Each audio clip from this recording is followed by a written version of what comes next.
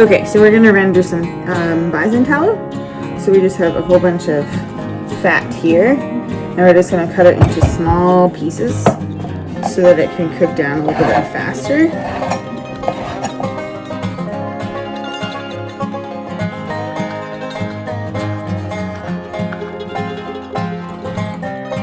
Some of this is already kind of small. I've had these for quite a while. This large stringy piece of fat is one of 3 varieties of lard. It's called caul fat, and it is located around the stomach and other digestive organs of animals such as beef, bison, pork, and sheep. The caul fat is kind of hard to render, and it kind of gives a meaty taste to your tallow, so it's not ideal for using in things like tallow bombs and stuff like that. But this specific batch I'm just going to be using for cooking. So I'm going to be making things mainly like eggs and cooking meat in it and whatever in our cast iron pans. It wouldn't be as good to use for things like making homemade donuts or french fries because it will have that meaty flavor just because of the caul fat. The fat that you mainly want to use for rendering tallow is called leaf fat, and it is found around the kidneys of the animal, and it's kind of like crumbly fat with like a bit of a different consistency. And I have a bunch of that in this pot as well. It just so happened to be in with the caul fat, so why not render it all at the same time?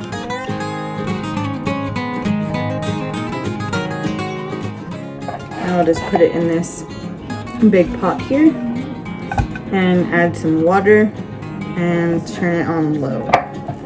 And the water is just so that it doesn't burn to the bottom of the pot, and because all the fat will separate out of it anyways.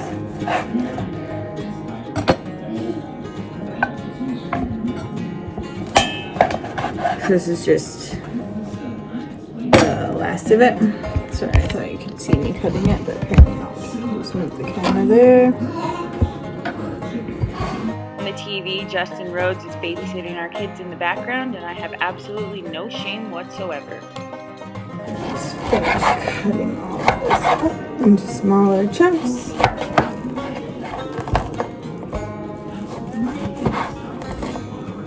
It's nice grass-fed fat from our bison.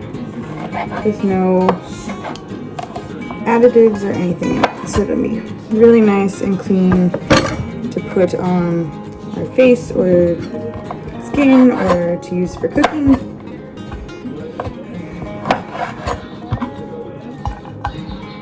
One more big chunk in here. Okay, one more.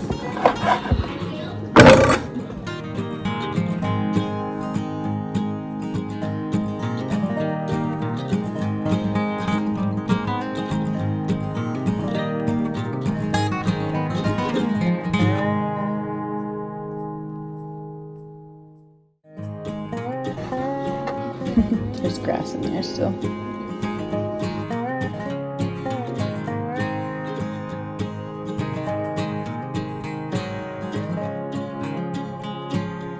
Hello, helpers. Are you going to see the tallow render? Yeah. Can you see it render? From the Okay, so now we're just going to add some water, and just enough to kind of cover the bottom so that it doesn't burn. It doesn't need to be covered or anything. It's just so that it doesn't burn to the bottom, and the fat will separate out of it anyways. So now I'm just going to put it on the stovetop.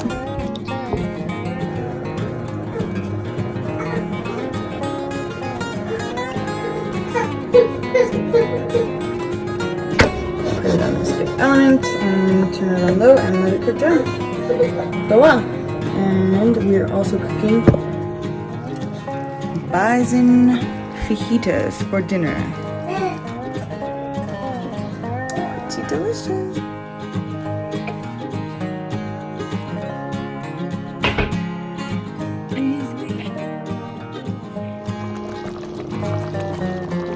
Here you can see all of the tallow separating from the other bits of stuff, and then the water is in there as well, so we'll strain that all out. I also forgot that I put in about 3 tablespoons of salt which just helps all of the impurities help to separate from the actual tallow. Okay, now that this is all boiled and the tallow is separated from the pieces of fat, I am going to put it in through this strainer with cheesecloth in it and just strain all of the tallow away from the impurities of the fat particles that are still left in it.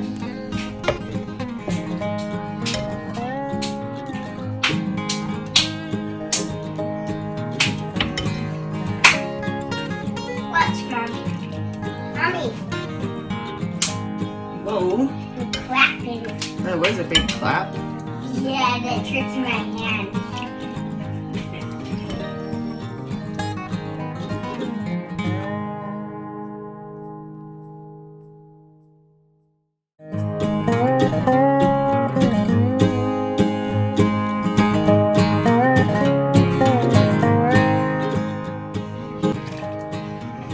Okay, you can see the tallow and the water running out there into the bowl,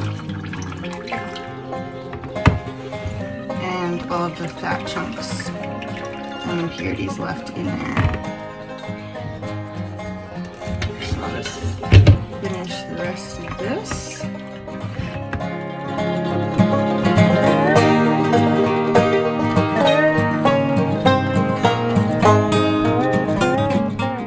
Okay, now that all the tallow has been put in here, I am just going to take the cheesecloth and kind of push it down. It's kind of hot. Push it down and get all the rest of that tallow out. It's kind of a process. It takes some time, so you want to get everything that you can out of it.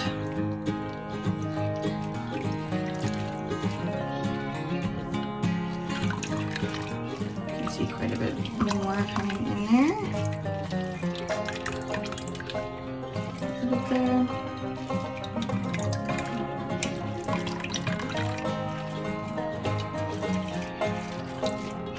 Okay, and when that's all done, I'm just gonna get rid of the stuff that's still in the cheesecloth. Wash my pot out again, and we're gonna do the process again once the tallow hardens in the fridge. And once it's already hardened in the fridge, then I will show you the process for what we do next. So this is what's left in the bowl after we've strained it out the first time. So I'm just going to pop this in the fridge now and let it harden up. Okay, so this is hardened for a while in the fridge. So now I'm just going to take it out of the bowl, and then we're going to put it in the pot that I've already cleaned again, and render it down another time. Okay, so this bowl is kind of flexible. We're just going to break it out of there.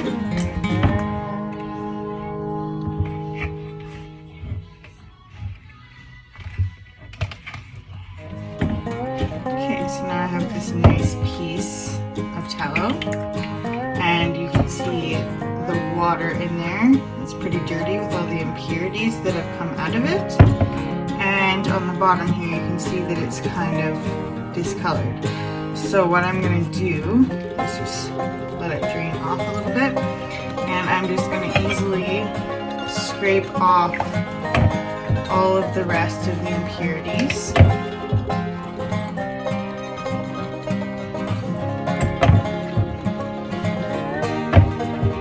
Because we don't want a bunch of discoloration in there.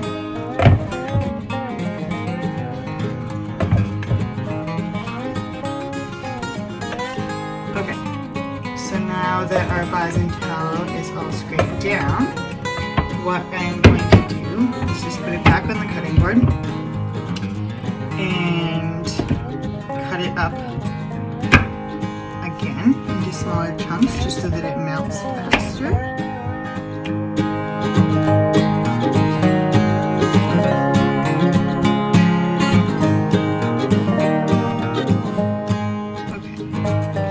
Now I'm going to put it back into the pot.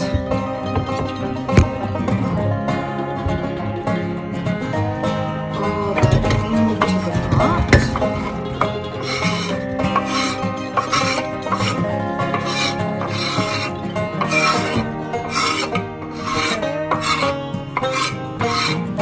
by doing this a second time, it just helps to siphon out more of the impurities that are in there and makes it so that it doesn't have that real like meaty smell. So here you can see this is what was left after we took that big piece of tallow out of there, and that's just the skimming from the bottom of it that's more discolored, but it's kind of like gelatinous and gross, and that's everything that was pulled out of the tallow. Okay, so you can see here we have all of the tallow in the pot ready to go again. So we're basically going to repeat the exact same process, and this is the same for like beef tallow or pork tallow or any kind of tallow you want to use. So you've got it there. So we're going to repeat the exact same process by adding some salt. Usually it's about like 3 tablespoons or so. So like put a bunch. I don't measure, but just salt in there, and it'll pull all of the impurities out of it one more time, and then a bunch of water.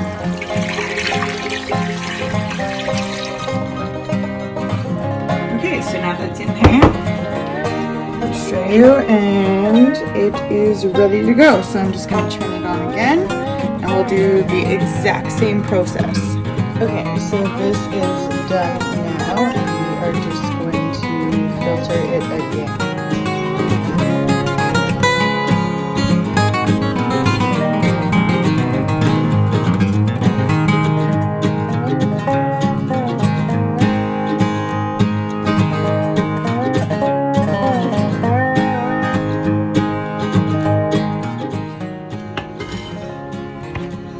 Majority of this we can probably just dump in, but we'll see.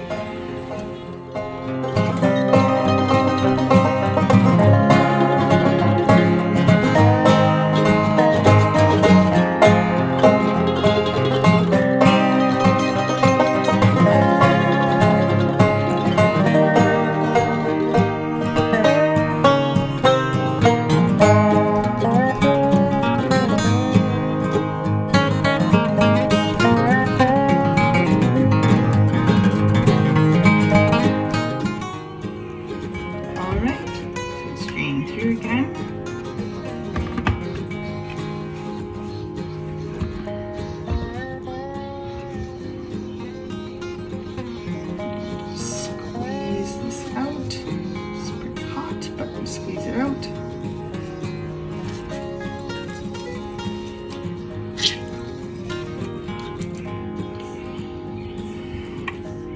Siphon it. There's not a lot left in there now. It's pretty pure. And we'll just put it back in the fridge.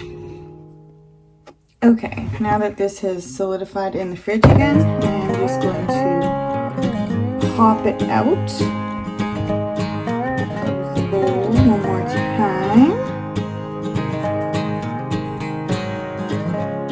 You can see some of the salt has pulled out some more impurities on it, so I'm just going to scrape it off again. So I'm just going to scrape the whole bottom again.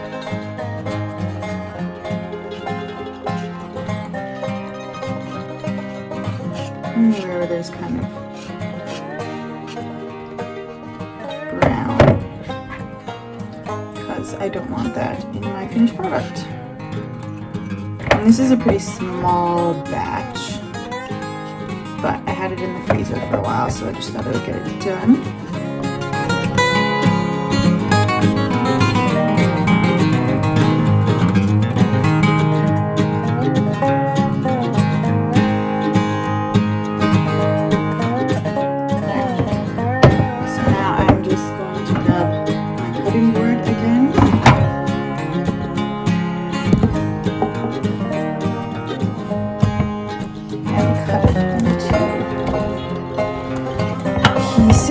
Once again, and then I'm going to put it back in my pot and just melt it down so that I can transfer it into a mason jar to save it. And then once it is in the mason jar, I'm just going to seal it up and put it in the fridge to use for cooking later.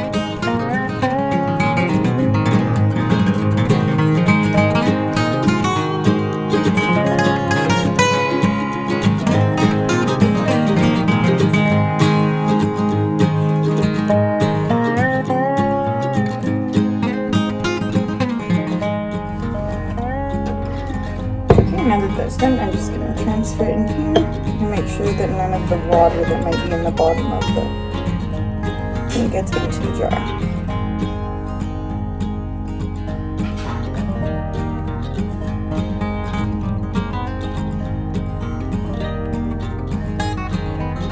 And done. So here you can see the finished product of the tallow, and I'm just going to let it harden, and here it is. As with everything, I am not an expert by any means, so if you have a faster or better way to do that, I would love for you to reach out and let me know. This is us, this is Backwoods, and we're always learning.